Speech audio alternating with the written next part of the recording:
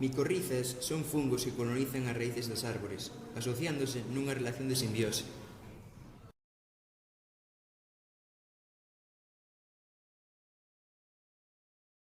O nome dos filamentos que constitúen un micelio chámase hifas.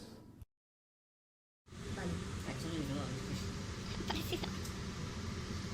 Yo creo que aquí, con este Pleurotus, no hay mucho problema de que estéis tocando un poco por fuera, porque como son cultivos, no van a tener prácticamente ninguna basura por fuera. Si fueran...